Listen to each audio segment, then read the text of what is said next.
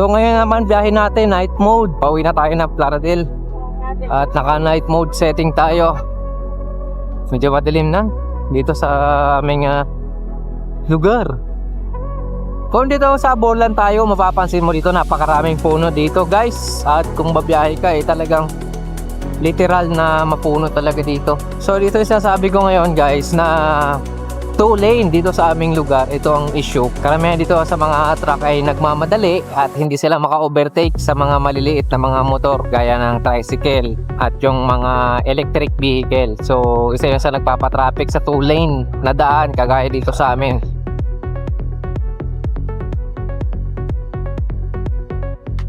So ito yung nahihirapan yung mga malalaki na overtake kasi 2 lane lang dito tapos highway, maraming dumadaan.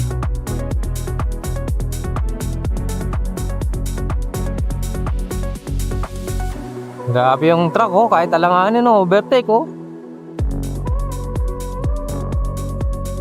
Ang tuloy ng takbo ng truck kahit matraffic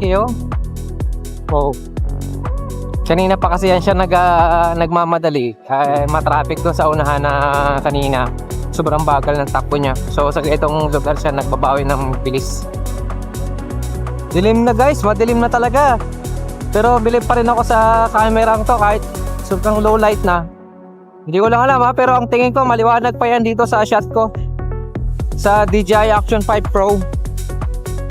Tignan nyo, ikot ko yung camera diba? Sobrang dilim na. Wala nang araw to. Wala nang araw pero may liwanag pa rin sa ating camera. Dilim na, wala nang sikat ng araw. So, yun yung aking audio ay maganda naman. Kung naririnig niyo ako, maraming salamat kasi talagang itong gamit natin ngayon ay isang ordinaryong mic lang na mumurahin. Grabe, nagka-traffic sa unahan Yung ganitong takbo, pag malamang na ganito yung takbo natin, sigurado sa unahan yan ay may sinusundan tayong isang tricycle or single na motor na medyo halalay sa takbo.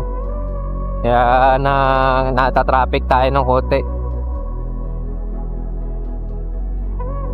Kaya pisa nyo, tambak na yung mga 4 wheels kanya-kanya silang palusot.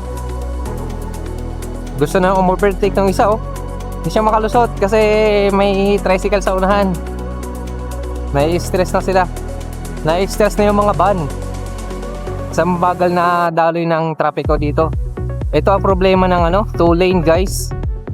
Ito ang problema ng 2 lane. Hirap pag overtake kasi may sinusundan na yan. May sinusundan silang top down. Kaya natambak na yung mga sasakyan sa likod. So nakalusot na ako sa matagal na traffic. Saka malapit na rin ako sa bahay. Dilim na, madilim, pula ng araw. So salamat sa panonood ng vlog natin.